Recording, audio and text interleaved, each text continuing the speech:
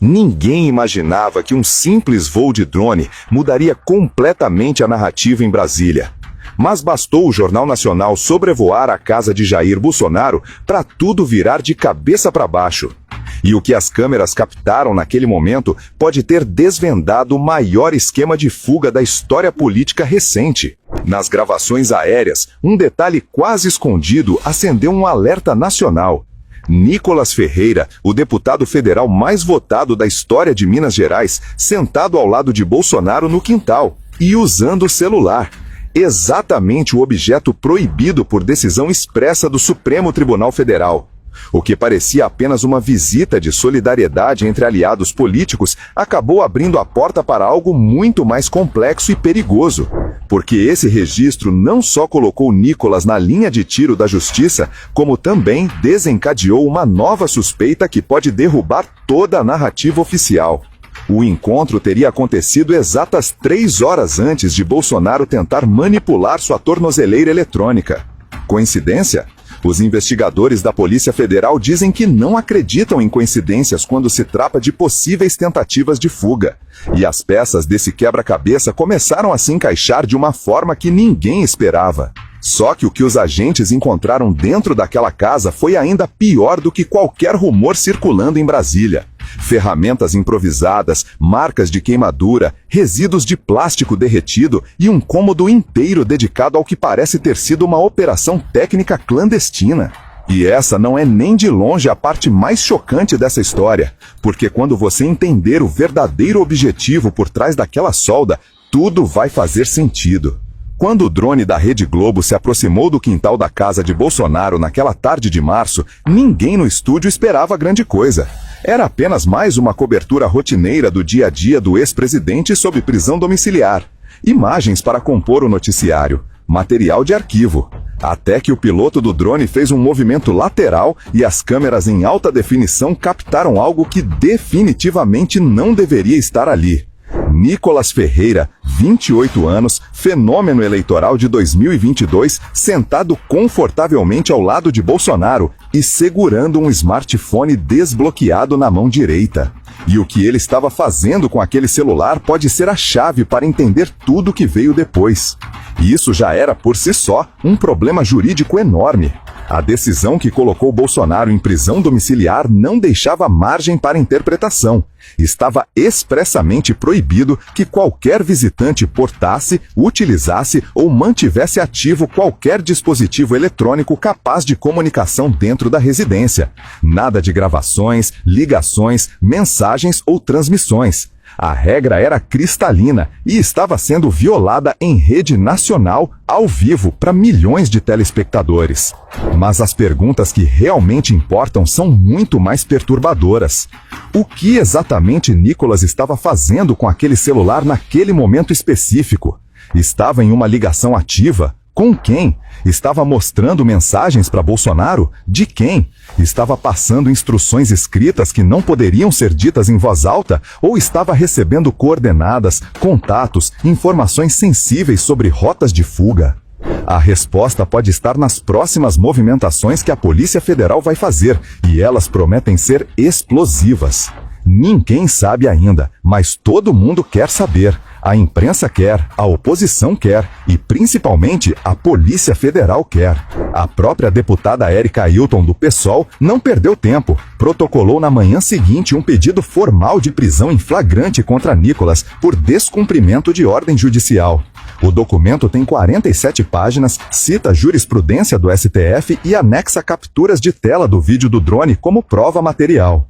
E gostando dele ou não, concordando com suas posições políticas ou não, há um ponto absolutamente incontestável nessa história. A prova existe, está gravada em alta resolução, já rodou em todos os telejornais do país e está oficialmente nas mãos do Supremo Tribunal Federal.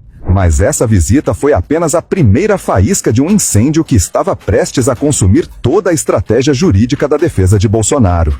O timing dessa visita é o que mais intriga os investigadores, porque Nicolas não estava lá por acaso. Ele não apareceu de surpresa.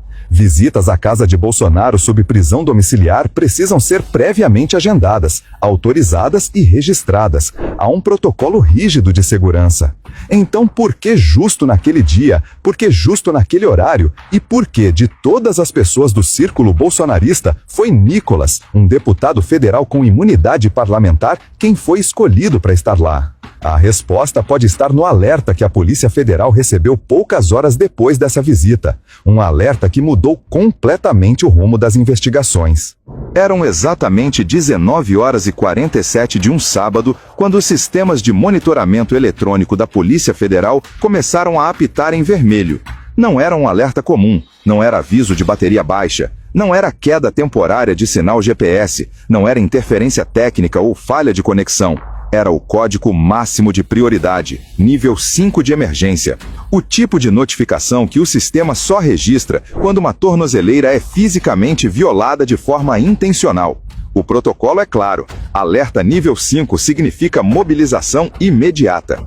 Em menos de 15 minutos, uma equipe da Polícia Federal estava a caminho da casa de Bolsonaro. 3 viaturas, 6 agentes, um perito em dispositivos eletrônicos de monitoramento. E quando eles chegaram, o que encontraram superou até as piores expectativas. O vídeo que circulou depois, e que o próprio Bolsonaro curiosamente autorizou a divulgação, mostra a tornozeleira em um estado que técnicos descrevem como comprometimento estrutural grave. A carcaça plástica estava completamente rachada em 2 pontos distintos. O lacre de segurança, aquele lacre especial que só pode ser rompido uma única vez e que deveria estar intacto, estava visivelmente comprometido. Mas eram as marcas de calor intenso que mais chamavam a atenção, e elas contavam uma história muito diferente da versão oficial. Havia sinais evidentes de exposição a temperaturas superiores a 200 graus Celsius, o tipo de marca que só aparece quando alguém aplica uma fonte de calor direta e concentrada por tempo prolongado. Nada ali remotamente lembrava um acidente doméstico ou mal-estar súbito. A equipe técnica que examinou o dispositivo foi categórica no laudo preliminar. Os danos observados são inconsistentes com falha mecânica ou desgaste natural. As evidências apontam para manipulação deliberada com uso de ferramentas de aquecimento. A narrativa inicial da direita, aquela que circulou freneticamente nas redes sociais nas primeiras horas, se desfez completamente diante das evidências periciais. A história de "acabou a bateria, coitado", que Pablo Marçal e outros influenciadores tentaram emplacar, caiu por terra antes mesmo de ganhar tração. Porque tornozeleiras eletrônicas modernas têm bateria com autonomia de 72 horas e sistema de alerta progressivo. Primeiro avisa com 48 horas de antecedência, depois com 24, depois com 12. A bateria estava em 67% de carga quando o alerta foi disparado. E cada detalhe técnico que a PF revelava nas horas seguintes parecia construir um quadro muito mais complexo e muito mais preocupante do que qualquer um poderia imaginar. Mas tudo ficou ainda mais estranho quando o próprio Bolsonaro resolveu dar sua versão dos fatos, uma versão que desafiava as leis da física e da lógica. Segundo a versão apresentada pelos advogados de Bolsonaro à imprensa, o ex-presidente teria passado aproximadamente 2 horas e meia tentando consertar a tornozeleira, usando uma ferramenta de solda elétrica. 2 horas e meia, com o aparelho de solda funcionando a mais de 300 graus, encostado repetidamente na própria perna, a centímetros da pele. Uma atividade que colocava em risco não apenas sua liberdade jurídica, mas sua própria integridade física imediata. E aqui é onde a história começa a desmoronar completamente para qualquer pessoa com conhecimento mínimo de eletrônica. Porque vamos pensar com lógica. Se alguém realmente quisesse violar uma tornozeleira eletrônica de monitoramento, qual seria o método mais simples e direto? Um alicate de corte, talvez uma tesoura de metal resistente. Em literalmente 15 segundos, o lacre estaria rompido, a carcaça aberta e o alerta imediatamente enviado aos sistemas de monitoramento. Rápido, simples, eficiente. Então por que alguém escolheria o caminho infinitamente mais complicado, demorado, doloroso e arriscado de usar uma solda elétrica? Por que se submeter a horas de trabalho meticulosos com uma ferramenta de alta temperatura grudada na própria perna? A resposta é tão óbvia quanto perturbadora. Porque Bolsonaro não queria simplesmente quebrar a tornozeleira e disparar o alerta. Ele queria algo completamente diferente, algo muito mais sofisticado, algo que, se bem sucedido, poderia mudar toda a dinâmica da prisão domiciliar. Rumores que circulam entre investigadores da Polícia Federal e que fontes próximas